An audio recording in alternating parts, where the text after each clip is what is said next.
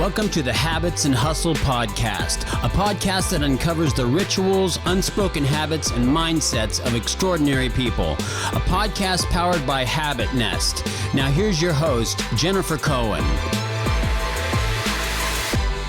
Welcome to Habits and Hustle. We have a really special guest today. We have Shaun Neff. And for those of you who don't know who Shaun is, let me just tell you that he is known as the brand whisperer. He's basically a huge investor. He's a big entrepreneur and obviously very good with building brands. Some of his companies have been Neff, we'll get into that, Sunbomb, and he does, he has a company right now, an oral care company with Kendall Jenner. So welcome, Shaun. What's up? What's up? You're putting me to work here on this treadmill. I know, I am. I put everybody to work. Hopefully I don't pass out in like 2 minutes. Fall. Yeah, or fall. Well, you can always hold on to the sides. Yeah, I'm doing that. If you get kind of, unstable. Okay. But the whole idea basically is to kill two birds with one stone, burn some calories, get your blood flow going while we talk. I need that. Well, I'm glad we can be of service. Put my gum in my little cap here. Just don't forget to get that gum. Yeah. Okay. So, who gave you the name Brand Whisperer? Actually, Forbes did. So I did an article and just kind of told my story about my journey, how I've started several different companies, I've invested in brands, and just was kind of riffing with this editor. And then like a month later, this story came out and it was just like, Shaun Neff, the brand whisperer, right? And I was kind of like, whoa, like that's amazing. Because me, I like brand things and build businesses for a living. And I'm like, I don't even think I could have came up with a title that's radder than that. So I kind of just took it. And I'm like, I love that. A, it's rad that Forbes gave it to me. And B, I just thought it was cool. So that's a great title. The nickname. Well, it's a great nickname, especially if you are somebody who builds brands. And I mean, there's no other bigger compliment than that, really, right? No, I liked it. So then how did you start your journey? Because your first company was called Neff, right? Yeah. And it's in the snow, in the surfing kind of activewear. Okay, so how did you begin? Yeah, so I grew up in Southern California, was always, into surfing, skating, snowboarding, kind of as an activity and something I love to do. And then at a young age, I was just always super intrigued with branding. Like for me, it was like, okay, I'm in high school, first day of school. I'm like, what logo am I gonna rock on my chest, right? So it was like such a big deal because it meant like what music I'm into, what I did on the weekend, what culture I'm buying into. So I was always like a brand geek on like what it meant for me to be a consumer and buy something and why was I buying it. So that intrigued me so much that I was always like, I want to start my own brand. I would love to create something that maybe someone would love as much as I love buying this t-shirt or going to this skate shop and how it made me feel.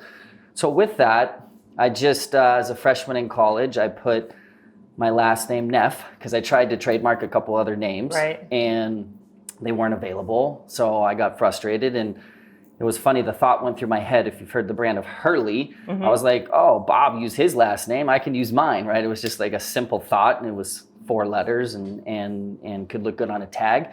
So I put my last name on t-shirts, was running around college. I'd find like kids walking to class that had like dope sneakers and I was like, yo, you want to buy a t-shirt? I was just literally selling t-shirts out of my backpack and put like Neff stickers on the stop sign, had like the cool dude skating at the skate park rocking it, like the rad DJ, kind of created this cool little buzz.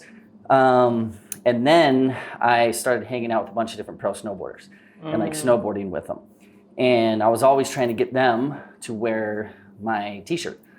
And they were like, I can't wear your t-shirt. I'm on like Burton and Nike and Oakley and they had all these deals. And I was like, okay, I've never seen a deal. I've never seen a contract. Can I see one? And I took it home and read through it and it said nothing about headwear. So I was like, do you think I can put Neff on like a hat or a beanie and they can wear it and it doesn't conflict with their endorsement deals? I said, that seems too obvious. But that was kind of my window of opportunity where I was like, I'm going to go with it because legally I think I can do this. And I didn't know how to make a beanie or a hat. So the true story is I went to a 99-cent store, like mad ghetto with like $40, rolled into the store and bought some of the ugliest headbands and beanies you've ever seen in a Sharpie. And I literally just wrote Neff on these dollar headbands. And I showed up to an Olympic televised event and handed out a bunch of these ghetto beanies, talking to agents saying, hey, he can rock it. This could be cool, right? And they're like, oh, maybe, but they're probably going to get in trouble. And that day, some of the top guys in the world wore my last name on their head and got on TV. And all so that. you literally like just saw that opportunity in the contract, and then just you basically had you were very resourceful. Mm-hmm. So were you always just resourceful, like as a kid, kind of being able to figure stuff out like that? Because, I mean, that's clever. You saw the contract and you knew that. Yeah, I think I was always a kid that kind of just drove, and I was very competitive. And like, even if it's down to like playing ping pong with my brothers, it's like, I have to win. Like, I'm going to win. Yeah, right? Yeah, So for me, I think I've always had this like super heavy drive just to figure it out and to try to, win in per se.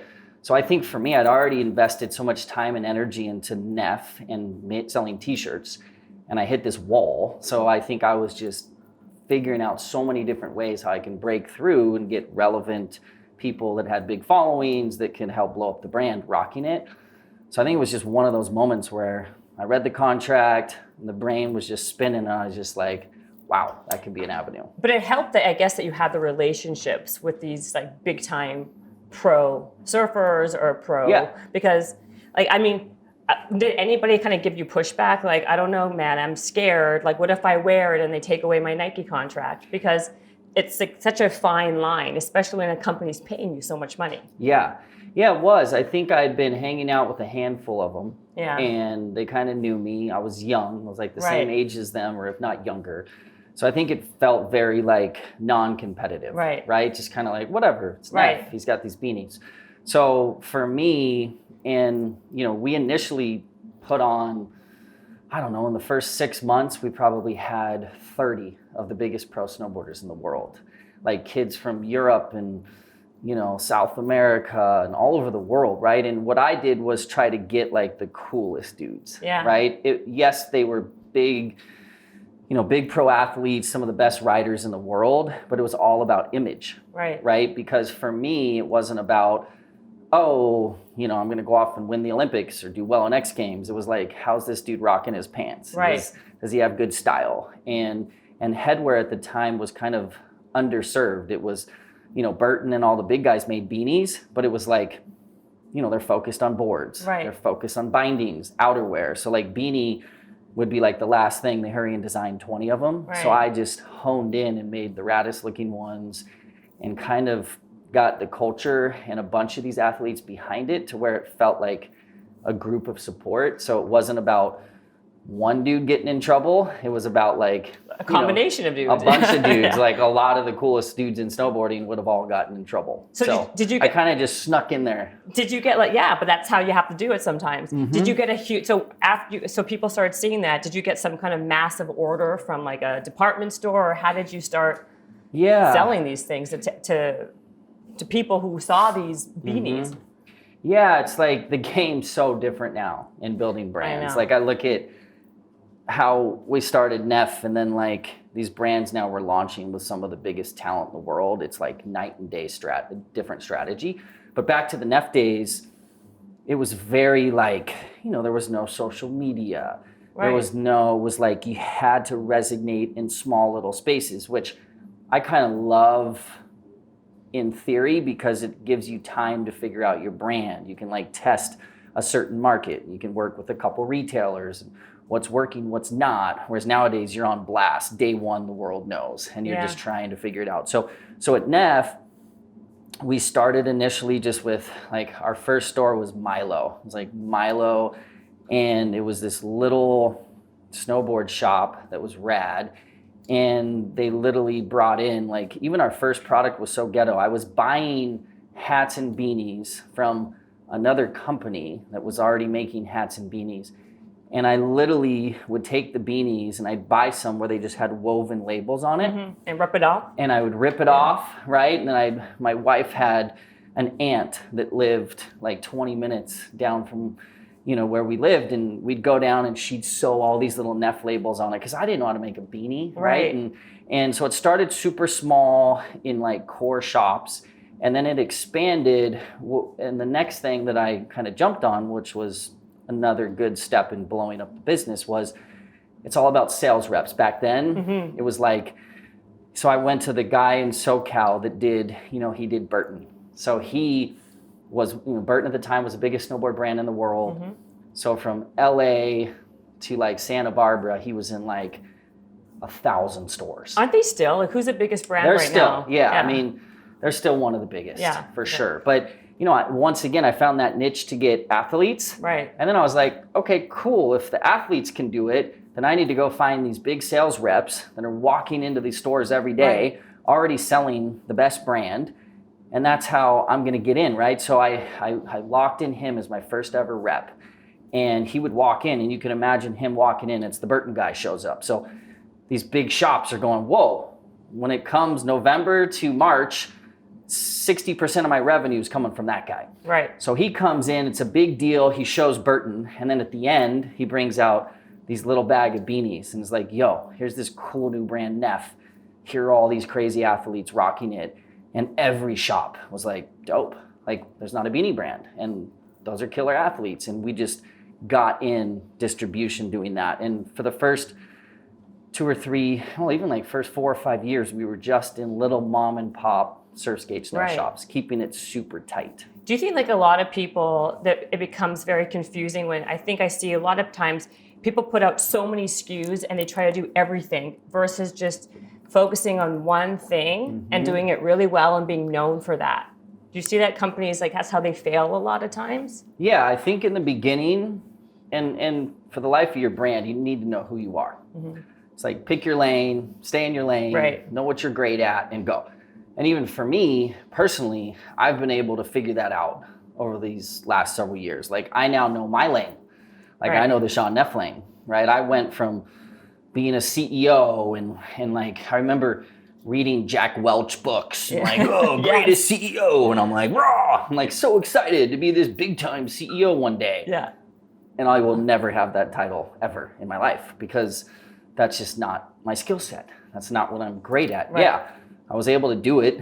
And now I've built several companies that I can be a CEO, but I know my lane, right? To ideate brands, to find, unique opportunities in the market that are underserved that I can come in and disrupt real quick and then hire the right people to execute. So for brands, yes, you got to stay in your lane. And part of the genius of Neff was we just made beanies for like 4 or 5 years. It was just like, we're the beanie company. There wasn't another beanie company. So every store you walked into, the reps are like, hey, like there's 15 snowboard companies to choose from. There's 15 sneaker companies. There's one beanie company. I'm surprised like nobody saw the success and decided to duplicate it. Yeah, I mean, after we started, there was definitely dedicated beanie brands. Yeah. And now, since that, there's been a ton. Right. But we were the first, like, and especially for snowboarding, you're like, that's why I was shocked, because I was like, that's what's on their head. They're like winning contests and they're getting interviewed, and it's like Neff on their head. That's what I was going to say. I'm so surprised that Nike or Burton or all these people wouldn't like kind of tap into that, right? Because it's the first thing that you see, right? Visually. Yeah, I was shocked too. I mean, even when it first read that contract, I was like, oh, here's a dice roll. Let's see if this works. And it kind of worked. And over the time, after we blew up, and then Neff, we started expanding and doing watches and socks and apparel and backpacks, and we kind of turned into a lifestyle brand. And at that stage, the athletes got locked in. And then the other thing that actually was random that came in pretty heavy on our business was the energy drink thing. So like Red Bull, Monster, Rockstar, everyone started coming into action sports. And I had always owned everyone's head. So then all of a sudden these guys wanted to own the head. So if you look at all the big, beverage deals, it's all headwear deals. So for the first several years, it was crazy. Like Neff had already kind of blown up. And for a lot of years, we were making Monsters beanies and Rockstars beanies. So it would have a Neff logo and a Rock. So I was trying to get in there as much as I could. But those guys were spending so much money. Well, yeah, I was going to say, heads. did you then have to start paying your friends / athletes? Eventually, yes. To start wearing your stuff, like a contract like anybody else would have to give. Yep. So how many beanies did you end up selling? Oh gosh. Like millions and millions? Millions and millions. And we would sell 3-4 million a year, right? Right. So we probably sold, 30 something million beanies. Because was it that your revenue was like almost $500 million in beanies, or what was the? Yeah, so the company as of now, right? And I sold majority of the business about 5 years ago, and then we sold the whole thing about 2.5 years ago. So I'm like not involved in my little baby anymore, which is kind of interesting. But the business has done, over $500 million. In retail sales, which is pretty crazy. And then when you sold it, who did you sell it to? Yeah, so the first gig, we sold it to private equity, to a private equity company. And then the second, when we sold the whole thing, we sold it to a company called Mad Engine, which is just kind of like a licensing company. And then how much did you sell it for? A good amount. A good amount. Okay, I know you don't want to tell me, but it's all private stuff. Was it less or more than 50 million? Just less or more? And I won't ask another question about that. You won't ask another question? No, I won't ask. Yeah, the value of the company was, yes, probably more than 50 million. Okay, that's fair enough. Okay, fine. So I'll leave you at that. But normally I would, keep on drill asking. people. I would drill. I'll drill. But because this podcast only is we have a allotted amount of time, kind of. But that's awesome. So then before you started Neff, I want to ask you this, did you have any money to even did you come from a place where they gave you raised money, or you had family money? Like, how did you even start Neff in the first place? Yeah. Because now you're a huge investor, I get it, but. Yeah, so Neff was awesome. It was, I had, still have, an amazing dad, right? So I was, freshman in college, had the idea. Right. And, initially it was a minimal amount of cash, right. Several $1,000s, or who knows what the initial startup cost was. And then started, getting traction. And then we started getting like distributors in Canada and people that wanted to like buy a lot of beanies. And I'm like, whoa, I don't have money to like buy the beanies to do that. Right. So my dad from the beginning was always amazingly supportive. And he kind of saw my vision and my drive. And my dad ended up, in the early stages of the business, putting in some capital. Right. And, he had some equity in the company, and it was just rad, right? Now looking back as my first hurrah and the first business I started, to have someone like my dad who I trust, who was always there giving me the insights and being a realist on a bunch of stuff, was kind of a great advocate. So we went and scaled that business just on our own forever. That's amazing. We never raised capital. We never had outside investors. And whenever, we had to step up, and we had a good relationship with the banks and with Wells Fargo help us, really scale our business. But, my dad was always there if we needed to grow. And then, we ran a smart, tight ship that grew every year, and it was a profitable business, and we ended up doing that until we exited. What is your dad? Is he a business guy? I guess he's kind of a tax lawyer. Oh, yeah. Okay. So he was, where his real value is like setting up the company and trademarks and all that stuff. That's really important. Super valuable for sure. So then you started with all these other big brands, right? So Sunbum was the other one that you were a big investor in. Yeah. So Sunbum, it's a cool story. I was just, chilling one day, and my phone rang from just a buddy of mine that I went to college with, and he said, "Hey, there's like this guy that lives down the street that has and was a part of this brand called Sunbum, and it's a small little sun care business, and they need money, and they're very interested in you helping them out, maybe funding, putting in some cash, and you've obviously built a brand in Neff." So they seem also like very like there's like synergy there, right? From like surfing, sun, like there's a lot of I think they saw in me that I they're going in the path of all these surf skate snow shops, and I Right. had just built, Neff through that whole channel Right. very successfully. But yeah, Sunbum was incredible. I mean, at the time they needed, some money, and I ended up funding the business. And at that time, 6 or 7 years ago, I became the second largest shareholder of Sunbum, which was awesome. And the team did an incredible job operating the business. So I didn't operate the business. I was just there kind of as, investor and advised on Target and some of the big retailers and, Right. and that. But yeah, and we just sold that company like 7 or 8 weeks ago So to crazy. SC Johnson.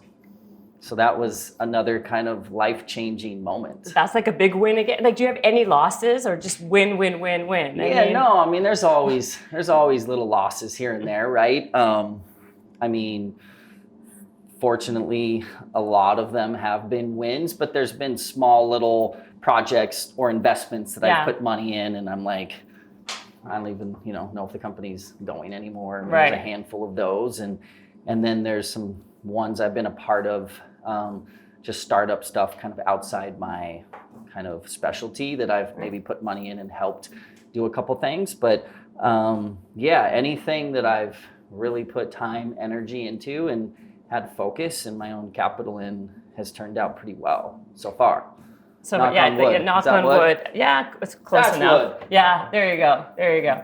I think, so is it because, like you said, you focus on the stuff that you're good at, right? Yeah. And then you let the people, or you balance it out by finding people, or let the people who are good at what they do what they do? Like, staying in your lane is super important to success overall. Yeah, I think now, now it's different, right? Because I've been fortunate enough to have a couple exits, and I've advised for amazing companies over the year, like Sony and Target and, Retailer Five Below, and there's a handful of other big ones. But so for me, I've always been, very active in all that I'm doing and have a lot on my plate.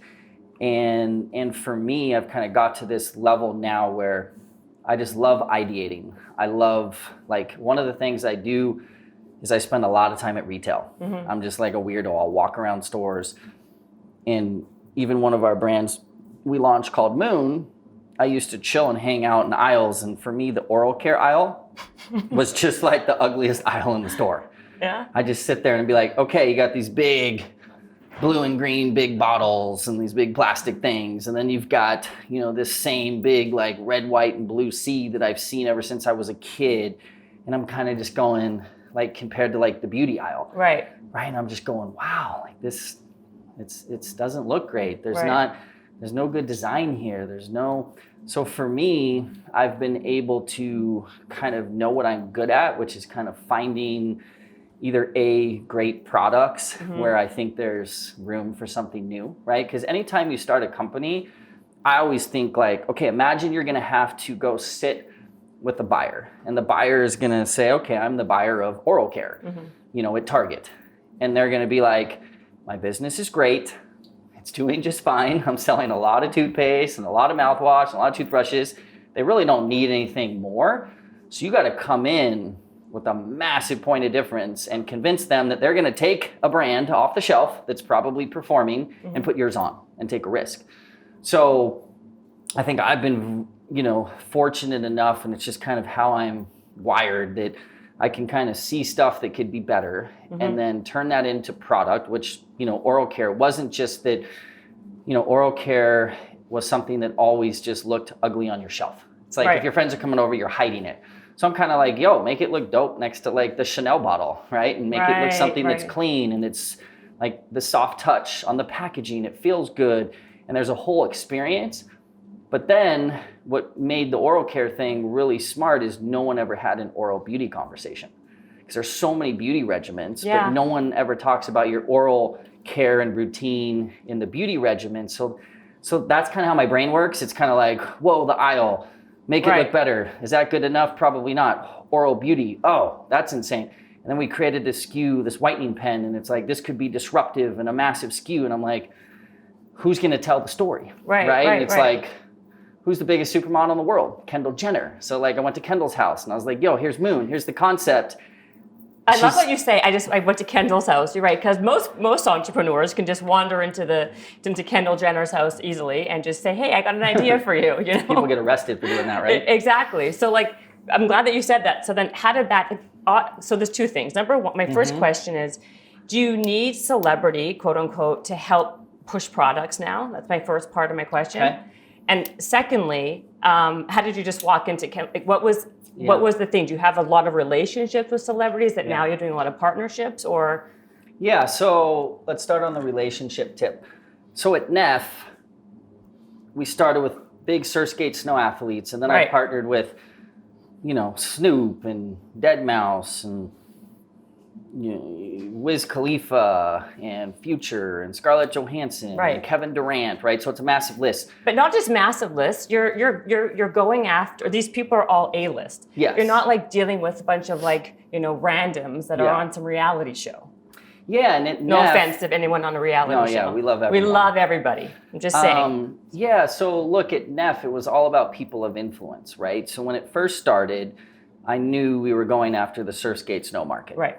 Which back then was just like the thriving youth culture market. Like today, it's a lot tougher. Because back then it was like surf skate snow shops were like the cool stores. Yeah. And then it's not really that anymore. Well, yeah. So where kids are getting trend and what have you. So I was able to stay focused with those athletes, but then I knew if I'm going to blow up this brand, and Neff was in like 72 countries and was a global business, I knew I had to have massive people, right? So Snoop was the first one I signed. So I was very... How'd you get to Snoop?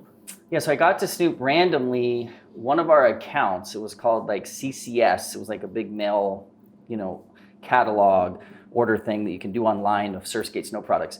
I was sitting with the buyer and he said, "Hey, I went to college with this guy, Nick, who's now managing and working all of Snoop's deals." So I was like, hook me up. So I went and had lunch with Nick and we talked about Neff and everything. And at that time there was already like Lil Wayne and a bunch of guys were already rocking Neff beanies. So it was like this cool vibe already. So I said, "Hey, let's do a capsule collection." And the timing was insane. It was like 2 weeks after I had met Nick and we were having that lunch. He said, "It's crazy. Like Snoop's doing all these big things over the next month," which Snoop always does big things. He's always big a million. How does he have time? He's doing 70. You see him everywhere. Now he's with like Martha Stewart. It's so crazy. He's a beast. He really is. He really is. But it was cool because Snoop was doing the VMAs with Katy Perry on their California song or whatever. Oh, right. So he came out and I was like, "Oh, perfect timing." I said, "Let's make him a Neff shirt. We'll put a big cartoon dog. We'll create this thing, like this one-off Neff kind of dog Snoop collection. And let's launch this," right? So then this was like, my game now is I do this for a living with big brands. But that was like the first one where we made this like longest, biggest shirt you've ever seen in your life. Almost like we'd never had to make a shirt that big. I mean, Snoop's was wearing them like to his knees and he was already like super tall. I think he's taller than you and you're tall. Yeah. How tall are you? I don't know, maybe 6'3". Okay, he's what? He's like 6'4", 6'5" maybe. He's tall. So that's kind of how it started, was collaborating, with Snoop, and we had all this success with just, okay, hey, he's gonna be on the VMAs, and then this retailer just bought $500,000 of this t-shirt, and then it just blew out. It was like this moment. At the time, was collaborations more like, whatever we sell, you're going to get a percentage of sales, or did you have to pay them some kind of advance payment, like a spokesperson payment, plus equity? How was those deals structured back then? I know now it's different. We'll get to that, but and they're all a little bit different back in the day. I mean, like some talent, they were cool for just a rev share. It's like, hey, I'll take you to Zoomies. Like you're launching, like Wiz, you're launching your album, and I've got my brand's one of the hottest companies in Zoomies, and they have 650 locations in the mall, and I have the front window. So like, let's put your album cover there, let's drop the collection. So now Wiz's team's like, "Oh cool, we're gonna get 5 million kids a week looking at Wiz's album drop. That's free marketing." And then, I'd give him a big royalty of what he made. So it was kind of a win-win, and some we had to pay up front, some kind of all different. I guess it's also easier when you're like a brand that's selling so much stuff to get to these people. So then let's fast back to Kendall. Fast forward, back to oral but the roots, care and Kendall. Yeah, so the roots of all that is, I guess the point is I worked with a ton of talent. Yeah. So I kind of met a lot of the agents, Right. a lot of the talent. People knew Neff, they knew me. So I kind of got in a little bit with some credibility. I'd made people money on the talent side. I was trusted. Right. So in true story, about 7 years ago, through PacSun, I did a collaboration with Kendall and Kylie. Might even be like 8 or 9 years ago. Oh, wow. So that's when I first met Kendall and Kylie, and they were like Kids. just these little 13, 14-year-old girls. Right. And we did maybe 15, I don't even know how old they were, but just young girls like blowing up. Yeah. And we did some Neff beanies. So that's kind of how I first met them. And then I've met, became close with Chris over the years and a bunch, spent some fun times with Kanye. So for me, I've kind of been able to know the family a little bit. So I was able to hit Chris and, Kendall, and went over to their house and showed them the brand. So she was the first one that came to your mind. You're like, 100% Kendall for Jenner. Moon. Yeah. And so now what's the partnership? So you went there, you pitched this idea of having, what are the products? You have toothpaste and... Yeah, toothpaste, toothbrush, mouthwash, floss. Those are kind of our 4 main categories. And then now we have something called like the Moon Dust, which is like a whitening enhancer. So we've got a lot of products. And yeah, we were already doing the business. What was cool about Moon is we already started it. We got it up and running. We already talked to Target. We already talked to Ulta. They were already into the idea at its core, pre-Kendall. So they loved the idea of, wow, you're going to disrupt oral care. It's going to look like that. I've never seen oral care that's looked like that. How many years ago was this, you said? Just 18 months ago. That's not very long ago. No, we've only launched, Moon's been in business for maybe 7 months. Right, because I feel like lately there's so many more toothpaste and rinse companies than there's ever been before, right? Like that's kind of like There's been a couple. I mean, there's not so many, there's not thousands, but I mean it's not just Crest and Colgate. There's more of like this natural, organic, Tom's, all the different. Right. So then what's your point of difference between them and... Yeah, I think ours is one, packaging. Like there's not another brand I think that like sits vertical on your shelf that just looks good. You don't want to like knock it off if you're trying to clean your house. And then number 2, it's good stuff. I mean, we spent 18 months, that's what I do now, right? I can ideate and help create. The company is called Beach House, and that's kind of our beauty incubator, and we hire great people. So like our operator, of all of our businesses have 10 plus years of experience, the marketing people. So each one of these has its own individual operating team. So we're good at ideating and kind of teeing up everything. Then we hire incredible people to go run these businesses. So for us, the packaging, right, our product development team, it's SLS free, it's paraben free, it's ADA approved. So it's actually really good product and better for you. And then on top of that, I think... Organic or not organic? Yeah, organic's a funny word because it's like what's organic to one person is not vegan, right? Okay, yeah. So all these buzzwords. There's all these buzzwords, and they change every day. So I think for us, it's the combination, right? It's like it looks great, it's better for you. Kendall Jenner is talking about it every 10 days. So you kind of just put that. Is that the contract? Every 10 days she has to mention it? No, she's an equity partner. All of our Kendall Jenner, Tracy Ellis Ross, Millie Bobby Brown, Shay Mitchell, our 4 big partners that we've launched these brands out at Beach House, they're in it to win it. Yeah. Right?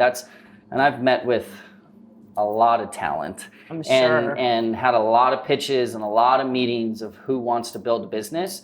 But I try to choose people that want to work, that feel authentic and credible to that market, right? It's like the whole brand is not Kendall Jenner. It's not Kendall Jenner's toothpaste brand, right? She promotes the whitening pen, which is an on-the-go teeth whitener, right? So Moon is the brand and kind of the hero, right? And Kendall promotes and pushes those products, but she lives the brand though. She's like a perfect fit for that. Perfect fit. Yeah. She loved it. She wants to push it. Yeah. And that's kind of the gig, trying to find people like that want to work. Is she only rev share in that pen or the entire Moon in the whole? Yeah, now we're getting into contract stuff, but she's, the way I would say that is you're pretty, fairly spot on, but for her, right, which with all the talent, it's like we want to build businesses that can quickly get to, 30 to 50 million in revenue, which we think we can achieve. And how fast? Over 12 to 24 months, right? Because we've got a unique formula. We've got a killer digital team. We've got these massive influencers that broadcast to the world. And then we have incredible relationships with retailers. So we'll, like Moon, it's like day one, 900 stores in Ulta. And then 6 weeks later, 3,500 stores in Target. And then I think can you lose? 2 days ago, we just shipped CVS, 4,000 stores. So we kind of have the trust. And my partner, PJ Bryce, who's kind of our CEO that runs the day, he kind of handles directly with a lot of the retailers. And it's like, we just got a good little machine where, look, business is not easy. You can always lose. But I think after doing this a couple times and being so selective, it's like everyone we light up, you're kind of going, okay, we got this. We got point of difference. We got great product. We got an amazing, person to tell the world it exists. We have the best retailer in the world that's supporting it. We've got, right? So you have everything to stacked win, in your have to corner. Stack. Yes. And I mean, how do people we'll see. How do people like win, or even how do they compete against someone like you, or Beach House, right? Because you literally have every building block necessary.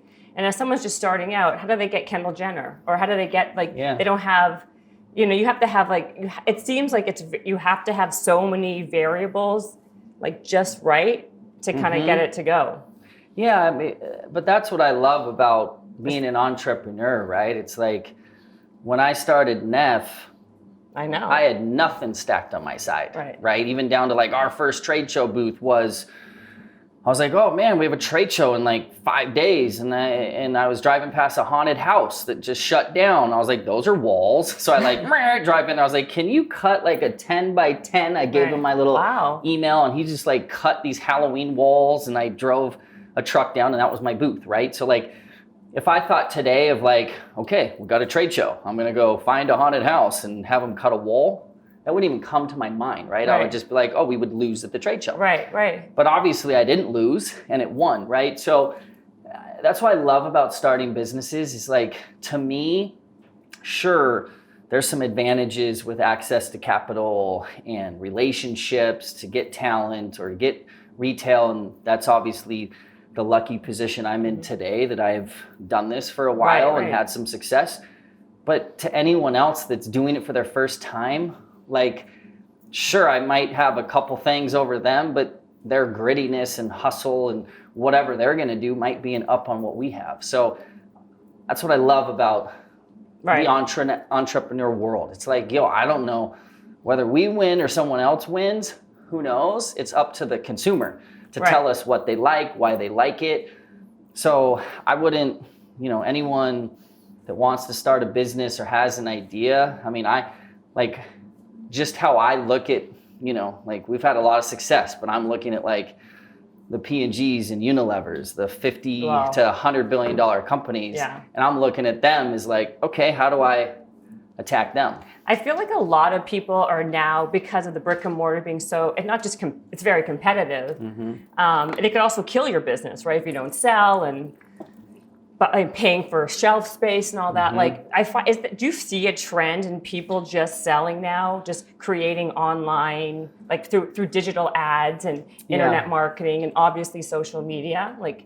I feel like a lot of brands are doing that. Yeah, that's it's weird, right? Because if you look at CPG, I feel like 8 or 9 years ago, it was all this retail's dying and raw and you gotta, it's all about your website, it's all about user acquisition, and you've got to create this formula and test it 17 times and double down on what works, which in theory is still valid. But and for me, I've loved it because I'm I want everyone to think retail's dying. I want everyone to play there, and I'm just gonna go here and still 80, 75% or whatever it is of all products are sold at stores. Right. So regardless of how big the online biggest is, it's tiny compared to what's sold at retail. But I think you got to be in both, right? Because there's been brands that have been they raised a ton of money and they're like spending tens and millions of dollars a month to acquire customers. And to me, that just aggravates me because they're figuring out an algorithm. They're figuring out a way to do this promotion, to this free shipping, to this, to that. They're doing all they can to convince someone that maybe they should buy this product. So they're getting a customer, but it's short-lived. Because sure, you'll sign up for something that seems crazy, but if you don't love it, and if you don't love the brand, you're back to what you were on to before. Right. So I've seen a lot of companies in this like user acquisition, spend a lot of money to acquire customers. Most of those haven't panned out. Yeah. I mean, a lot of them, they raise all this money, it's some billion-dollar valuation, and then their revenue hits a ceiling that's not that big online. And then it just goes. So there's basically a ceiling. I think there's a ceiling online for sure. And there's a ceiling at retail, right? So for us, it's like we launch brands online, we work with massive retailers, and it's like, let's go any way we can. And like now with social media, like all these people are are social media celebrities, right? Never heard of them before a day in my life. And now they have these lines and brands and they're like, but it seems like they're selling a lot of stuff. Yeah, they are. Yeah. I mean, it's, we, from the company that bought Neff, I spent some time with them several years, and one of the things... Are you okay, by the way? Do you want more water? Yeah, I'm good. Do I look like I'm dying? You're breathing a little heavy now. Sorry. So we started a merch company, and same thing. It was like Liza Koshy, Lily Seen, James Charles, like all these biggest YouTubers, and it's incredible, like what they do. And when they literally send a post on Instagram to 20 million people, then all of a sudden 900,000 people go to this website and like 60,000 people buy a shirt. It's crazy. It's real power. But I think that's why we're trying to bridge the gap. It's kind of like you've got influencers that have the power. In my opinion, whether it's influencer, celebrity, whatever it is, there's only a handful that can really build businesses that can be worth $500 million, right? And we're in the business of trying to find the select few that want to work, that are authentic, that understand the hustle, that we want to partner with and try to build businesses worth $300 to $500 million, right? I mean, that's kind of our goal. Well, like, there's only a few of them. Well, like Kylie Jenner yesterday or the day before, she sold 51% of her brand for $600 million. I mean, who would have thought? Like, I thought she was like the sleeping dog of the family. You know what I mean? And she crushed everybody. Yeah, it's just smart, right? Like Kylie knew her lane. She knew what she was pushing. She was so incredibly smart that she only really pushed that. She's not doing 50 things. That's a critical thing. So she had, Chris is, I love Chris and I love just riffing with her, and she's smart. She's brilliant. She seems brilliant. Yeah, she just gets it. She's nice and she puts the right people around her. So they've done an incredible job, right? Because it's like they know what Kylie was and who she is. They had a very critical map of like, hey, here's our products. She's going to talk about it 10 times a day and we're going to go crush. Yeah, and that's what happened. And that's what they did. So like, I mean, it seems like from everything that you've said, what I've gleaned from all of this, and not just from you, from other people and just from experience, that really just being very specific and targeted is like, I think when you have too much and you're too scattered, you fail. You don't excel at anything. You basically will do, maybe you could do mediocre and okay, but it's the people and the companies and the people, when they just kind of focus in their lane or one thing, they're the ones that really skyrocket in everything. I agree. And I think not only is that a good principle in business, and not only are you picking the right product category that you think is a need, but it's the right talent. Like Millie Bobby Brown. I mean, she's a unicorn. She's 15 now. I met her when she was 13. In my opinion, she has more power on everyone of the younger generation, right? Gen Z and below. They look at her as an icon, as someone they can relate to, as someone that they love. She's Time 100, youngest to ever be on Time 100 list. She's a UNICEF ambassador. So for me, it was a no-brainer to partner with Millie, because not only there could be a Gen Z skincare clean opportunity here, but when you pair it with someone so special as Millie Bobby Brown, it becomes exciting. Right. And then it's Tracy Ellis Ross. I mean, her. Yeah. Why her? Why did you pick her? Yeah, that one was lucky. She, it was kind of a mutual. She had already been on this journey for 10 plus years to create her own hair brand. And, she's, in my opinion, for that curly, coily hair, she not only is that person, and she as a young kid used to pick up the phone, call a number that would tell her the humidity, and that would be how she would leave her house based on that phone call, right? Like, so she had been living this life and she hadn't found the products that were perfect for her. She'd been trying for so many years to do it. And we luckily got introduced, and all I did was sit back and hear her. And Tracy just talked for 30 minutes. And I was like, oh my gosh, yes, I believe you. I believe your story.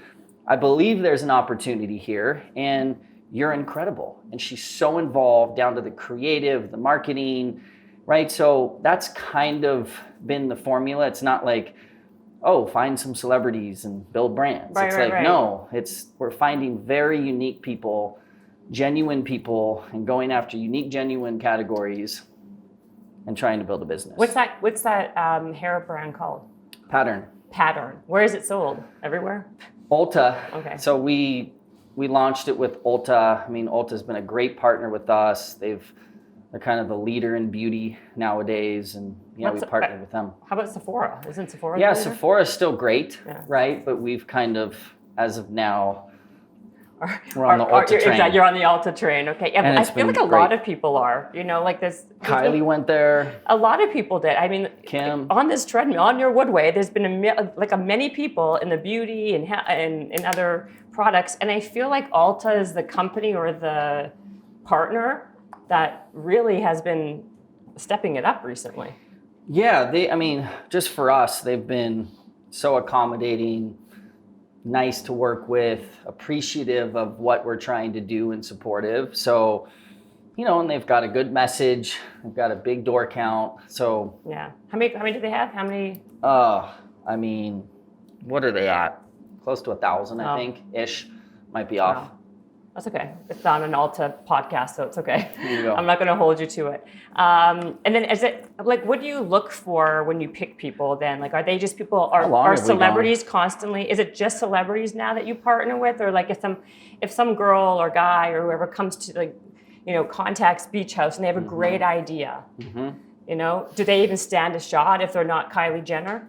Yeah, I think, or Tom Brady or whoever. Yeah, I think there's not one way to build a business, right? I look at the success of Sunbum, right? It never had a massive celebrity. It never had a big spokesperson, right? It was just great product, killer packaging, clean messaging, ran well company that worked with no big superhero or big celebrity pushing it, right? So there's not one way to do it. I think for me, it's like, if there's an opportunity to find a category with someone that is a massive spokesperson, I just feel like you hit the market a lot quicker, right? Yeah. Instead of, Neff or Sunbum, these that had to build 6-7 years, it's like within 1 week, your kind of awareness is just where these other brands were in 7 years. So what do you do? Just because it's called Habits and Hustle, do you have like a particular ritual? I don't go on treadmills. Am I sweating? Well, you're wearing like 90 pounds of gold on top of it, but maybe that's why it's weighing you down. I should slowly die on the treadmill. This is going to be kind of my last question. Do you have any specific habits or rituals that you do daily to kind of keep you on point, or that you just want to share with us? Yeah, I don't know. For me, activities, I like surfing, right? That's I love being out in the water. That's where I can really zen out. Something I try to do is not to work on Fridays. Oh, okay. That's good. About a little over a year ago, I was just, because it's such a grind, nothing turns off, right? And I look at, I've got the wifey and now 3 kids. Three kids. One of them right now is at home, and he's 8 days old, and he came like 7 weeks early. Gosh. It's just a little mini, 4.5 pounds. Oh my, congratulations. Yeah. So I guess you won't be a bachelor for my bachelor auction after all. Yeah. I guess not. The Bachelor. Yeah, okay. I'm taken. Okay. But That's I a think breast cancer auction for, not for me, not a bachelor for me. There you go. Just making sure everyone's clear. Okay. Yes. Yes. Both taken. Yes. But it's just kind of one of those where for so many years, like building Neff and like getting these first things up and running, it was just, it's like all the business books. You got to be all in, rah, rah, Exactly. right? But it was heavy. It was like, 15-hour days for years. Crazy, and for it's sure. like you're traveling and you're gone for 10 days and you come home, you haven't seen like your wife and kids, and they're literally like, I land and I'm like, get a text like, yo, this party's popping and this artist is there, and like I'm like, I have to go there. Like I haven't seen my kids in 10 days, but I'm always the FOMO guy. If there's any like, oh my gosh, any opportunity ever, I'm like, I turn over every single rock. So my husband is exactly the same way with FOMO. Like he'll like go to the opening of a paper bag if there was such a thing, because he's always scared if he's going to miss something. Yeah. But I guess in your business, that's important, right? Because there can always be a contact or a networking opportunity. There's always something, and that's why like about 1.5 years ago, I was like, whoa, I've just been on, because my 3 things I always talk about are dream, believe, and hustle. That's like, those are my things, right? It's like, you got to dream, like, something that doesn't exist are the best ideas, right? So you got to like just dream, like, what do I want to create? And then the belief is like, yo, I'm a beast. Like, you just have to be like, I'm going to do this, right?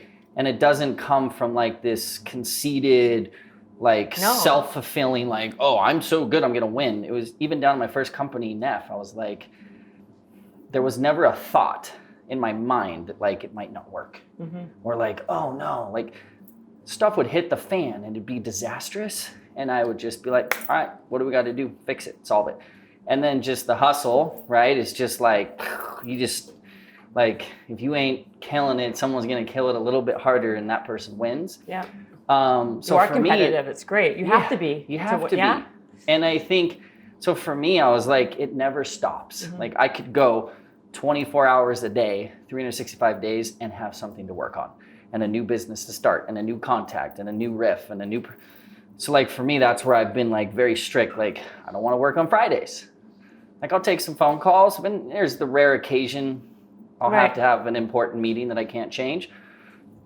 But little things like that have been so important to me as a person, because it just gives me, like, everyone's still working on a Friday and I'm chilling. I'm with the wife, I'm with the kids. Right. And I'm like, yo, those are my Fridays. I want to go that 3-day weekend. It is what it is. I've worked too hard not to try to enjoy things as well. Yeah, you create boundaries. You should just convert to Judaism, because you get, you know what Shabbat is? Mm-mm. You don't know what Shabbat is? So I've heard Shabbat, but okay. People don't work on yes. yeah, on Saturdays, or you can't use your phone and whatever else. But usually it starts. So mine's it's the on Friday. It is on there you Friday. go. Like you have Shabbat dinner. They're already there. I'm telling you, you should just basically we should get a rabbi in here and just convert you. Right? Yeah, and then you won't even need an excuse, right? That's true. Okay, well listen, you've been a really great guest, because I think And you got me really tired. I know. Pass out. I know. You did a great job. But you're like kind of heavy breathing for a few seconds there. And now I'm back. But overall, yeah, exactly. I feel like I should run now and finish strong. You want to do a sprint? No, you don't think so. How about you press that white button and tell me how many calories you burned? 6,000. Wow, 6,000 at the pace of 1.1? I have been running 177 miles an hour. Wow. 114. Okay, good. So you burned 114 calories, and you would have otherwise not have burned. So you kind of killed yeah, well, you got some exercise. And, well needed. Well, there you go. I'm glad we can help. You've been great. So how do people find you if they have a company or an idea they want to just pitch to your company? How do they find you? Yeah, I mean, you're like, I'm not taking any more. Yeah. Go find someone else. No. Yeah. I'm joking. Do you want me to answer the question or no? Yeah. Nah? Yeah, go ahead. Okay. No, I mean, my SMN, it's like website, whatever. Then I've got Kirsten, who's like runs my life and manages all my businesses. She's just like Kirsten at smn-inc.com. Like she gets a ton funneled through her, or just DM me on the gram. That's much easier. Slide into the DMs. Okay, good. So with some good ideas. What's your Instagram? Just my name, Shaun Neff. And I didn't post for like 5 years, but now I am. Wow. I don't really like that I am again. Well, are you getting a lot of people pitching you? Yeah, I think it's been a good vehicle just to just be accessible. Because like for me, I don't think I'm that special. I'm not better than anyone else or whatever, so I'm kind of like to have that as an easy way where it's just like, yo, I've got an idea. And I just kick them to Kirsten and vet it out. Well, that sounds great. You've been a great guest, and honestly, you've given us some really good tips and information about Fridays also. I don't know. Yeah. If you're Jewish, you probably know about that already. You already know the gig. Yeah, exactly. Thank you so much. You really have been great. And thank you. Thank you for walking on the treadmill with me. I appreciate it. That was fun. All right, you guys, and I'm out. Whoop. Habits and hustle, time to get it rolling. Stay up on the grind, don't stop, keep it going. Habits and hustle, from nothing into something. All out, hosted by Jennifer Cohen. Visionaries, tune in, you can get to know them. Be inspired, this is your moment. Excuses, we ain't having that. The Habits and Hustle podcast, powered by Habit Nest.